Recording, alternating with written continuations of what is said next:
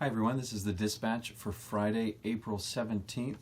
Our readings begin again with Psalm 16. That will also be the psalm of the day through Sunday worship, and then it'll change again on Monday.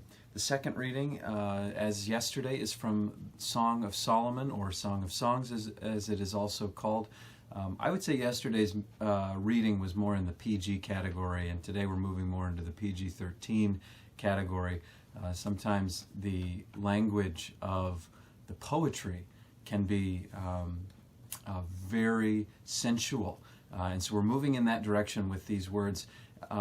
Christians in particular have long struggled with what to do with this book of the Bible, and so very early on they allegorized it. They turned it into an allegory, a kind of a love song or letter between Christ and the church. That doesn't take away any of the awkwardness for me as I read it, but see what you think as you spend some time with it. It is a truly unique book in the canon of Scripture. There's just nothing else quite like it. In the New Testament, we turn to 1 Corinthians chapter 15. This is Paul's magnum opus on the resurrection. This chapter, I should say, not our passage. Our passage begins what will become a lengthy discussion about the resurrection for Paul. We will turn to those later parts of this chapter on Monday and Tuesday of next week, so stay tuned for that.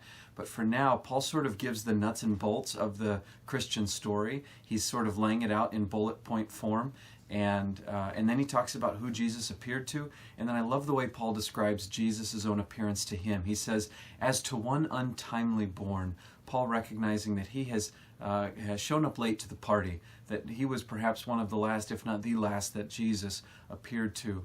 And then, because you'll recall that Paul was once Saul, a great persecutor of the church, and Paul says, by the grace of God, I am what I am. And that's true of all of us. By the grace of God, we are what we are. So stay tuned for later and for next week when Paul really gets into the significance for him of the resurrection of Christ from the dead.